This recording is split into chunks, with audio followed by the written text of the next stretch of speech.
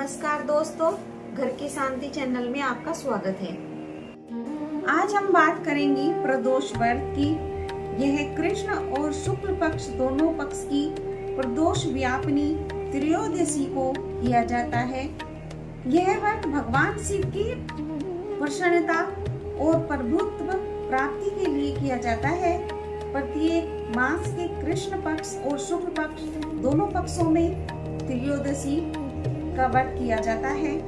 शिव पूजन और रात्रि भोजन के अनुरोध से इसे प्रदोष व्रत कहते हैं। इसका समय सूर्यास्त से 2 घड़ी रात बीतने तक है।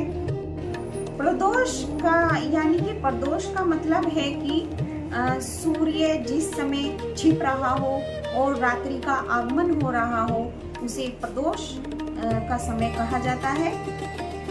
जो मनुष्य प्रदोष के समय भगवान भोलेनाथ के चरण कमलों का मन से ध्यान करते हैं, उसके धन धान्य सभी स्त्री पुत्र संपत्ति सदैव बने रहते हैं। और यदि कृष्ण पक्ष में सोमवार और शुक्ल पक्ष में शनिवार हो तो उस व्रत का विशेष वह फल देने वाला होता है।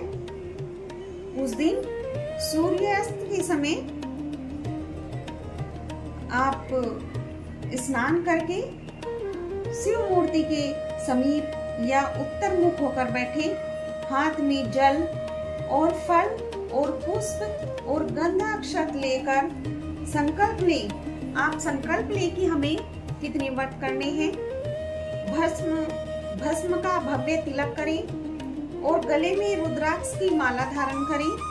उत्तम प्रकार के फूल बेलपत्र आदि से माता पार्वती और भगवान शिव का पूजन करें। यदि आपके पास शिव की मूर्ति नहीं है तो आप भीगी हुई चिकनी मिट्टी को हराए नामे से ग्रहण करके मूर्ति बनाएं और शल्पाणये नमे से प्रतिष्ठा करें और पिनाक पाणये नमे से गंध पुष्प धूप दीप नैवेद्य अर्पण करें। भगवान से प्रार्थना करके महादेवाय नमः से पूजित करें।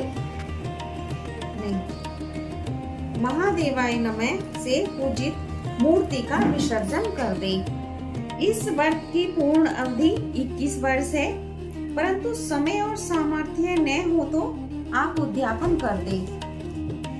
21 वर्ष पूरे होने पर व्रत का उद्यापन करें। उद्यापन से एक दिन पहले भगवान गणेश की पूजा करें और उद्यापन वाले दिन सुबह ब्रह्म मुहूर्त में उठकर स्नान कर मंडप सजाएं, रंगोली बनाएं और ब्राह्मणों को बुलाएं।